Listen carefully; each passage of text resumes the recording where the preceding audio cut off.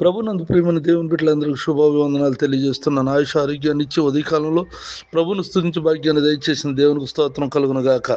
లోకం పుట్టినది మొదలుకొని మీ కొరకు సిద్ధపరచబడిన రాజ్యమును స్వతంత్రించుకోండి.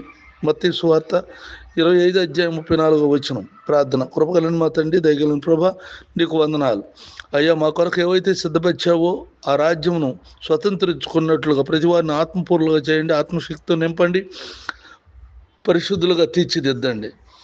ఈ ప్రార్థనలు ఏకీపిస్తున్న ప్రతి కుమారుడు కుమార్తెని నీ చేతులు ఎత్తిపట్టుకుని కాపాడండి. ఇంట్లో నుండి బయటకు వెళుతున్నప్పుడు, బయట నుండి ఇంటికి వస్తున్నప్పుడు కాపుదల భద్రతలో ఉంచు.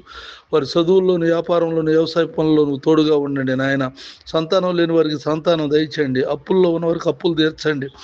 శాంతి సమాధానం దయచేయండి. ఉద్యోగాలు లేని వారికి ఉద్యోగం దయచేయండి. నీ కృప నుంచి కాపాడమని నీ దీవులతో నింపండి. నాతోటి సేవకులైనటువంటి వారిని నీ చేతులు ఎత్తిపట్టుకొని వారు చేస్తున్న పరిచర్యలను కూడా దీవించండి. యేసునామములో ప్రార్థిస్తున్నాను తండ్రి, ఆమెన్. తండ్రి అయిన దేవుని దయ, ప్రభువైన యేసుక్రీస్తు వారి కృప, పరిశుద్ధాత్మకు సన్నిధి ఇప్పుడు ఎల్లప్పుడు సదాకాలం మీ తోడై ఉండుగాక. Amen, amen, amen.